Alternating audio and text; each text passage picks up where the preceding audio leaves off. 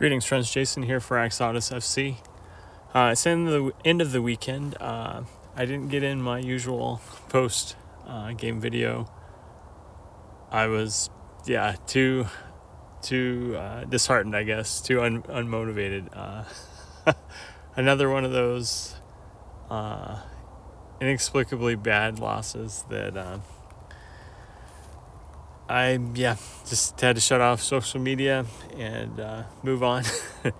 And actually, I had a lot of other good things going on, so it didn't ruin my weekend or anything. But wow, ouch. Another 4-0 loss at, not another, but a 4-0 loss at Newcastle. Not quite as bad as the 6-1 last year, but right up there. And not a whole lot of analysis other than our midfield was terrible.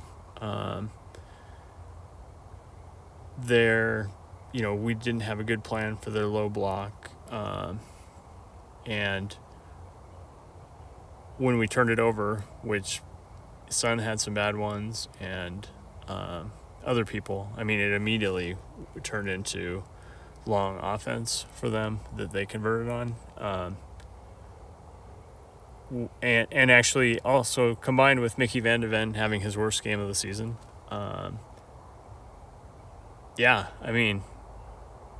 It shows how important he has been to us actually in his usual performance. But in terms of offense and everything else, that was very frustrating. Particularly, we had the good opportunity with Werner and Johnson early, and a couple, Werner ones. But, Madison, Bentancur, Basuma, we're not getting it done. And, that's... and anyway, it's interesting today. So, shifting gears, same thing happens to Arsenal, seemingly. Villa, who we dominated in our last meeting, gets beaten 2-0 at home. Bad days happen. And,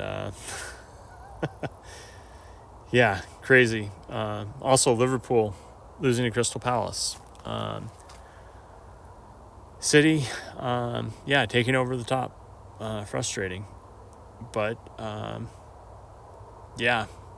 it's interesting. So anyway, on a much happier note, I did wake up early enough and realize that I could watch the women play Leicester in the FA Cup on ESPN Plus, and so I did catch most of this. I caught all the second half, the tail end of the first half. I guess I would say, and. Leicester had scored early, had dominated, and basically, it was very, it controlled the game sort of from that point. But it was pretty cool to finally break through in the second half and,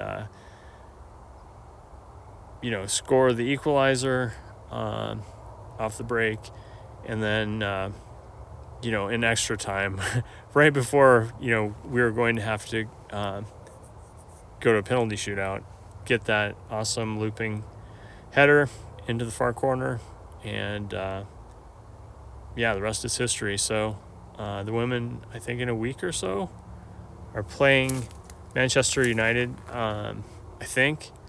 And I had heard something to the effect that I knew Grace Clinton was on loan. I didn't know which team she was on loan from, but anyway, they alluded to her not being available because she is a loanee of, I think, Manchester United, which seems crazy to me because she's good, but I don't know if the women's in the Super League field well enough to know who's ahead of her at United that would have meant that she went on a loan, because she's been outstanding for Spurs this season. But anyway, super exciting, really big lift. I have watched a few of the women's games this season, and it's been great to see them really taking it up a level under the new manager. And anyway, super exciting. I'm looking forward to that final. We're still, an underdog kind of for that, but really cool. And so my eyes on that. Getting back to the men. I think one thing that is pretty key, that I've heard some people, generally discussing in the last few months, how we really do need a better six.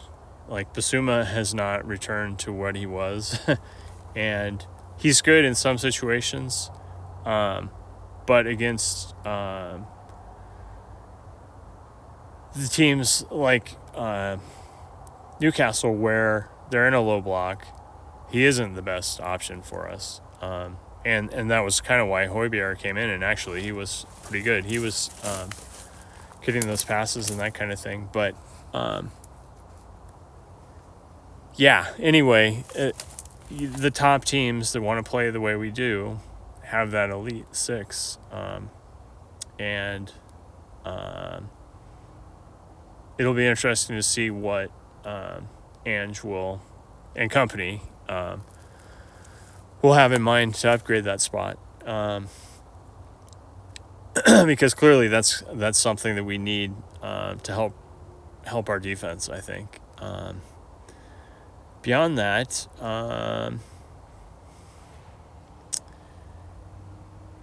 the other piece of the puzzle, I guess, for they're saying Chelsea does really want to move Gallagher, and we still want him. But that's interesting to me, because I don't see him as being that sixth position necessarily. But maybe, I don't know. Yeah, I thought he was more.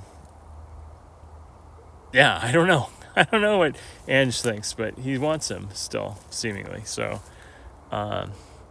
it's going to be an interesting transfer window this summer. But it sounds, actually, one thing that seems to be coming out is Ange wants to move early in the window and have them coming into training camp ready to go, whoever we add. So, and then I like the sound of that. So hopefully that will play out that way once the season wraps up.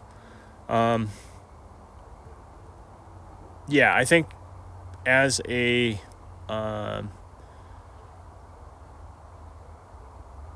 club, we need the championship money, but at the same time, I am not sold that we need that championship level competition next season. I think Europa League could be fine, actually. And it's a process. We're building towards something, hopefully. And I don't think that we're going to have all the pieces to be able to have a successful Champions League campaign next season. And if we can focus on league and the cups, and we'll see what happens. But it's tricky. So, but anyway, credit to Newcastle. They had a good plan. They executed it well. Made us look foolish, and didn't feel good. But we'll see what happens with Arsenal. Two teams, bitter rivals, coming off punches in the nose. Now, obviously, they've got some important games coming in between with the Bayern rematch, etc. So it'll be very interesting to see what happens with them. Obviously, they're going to want to focus on that, but they want to win the league still. So our matchup is very key.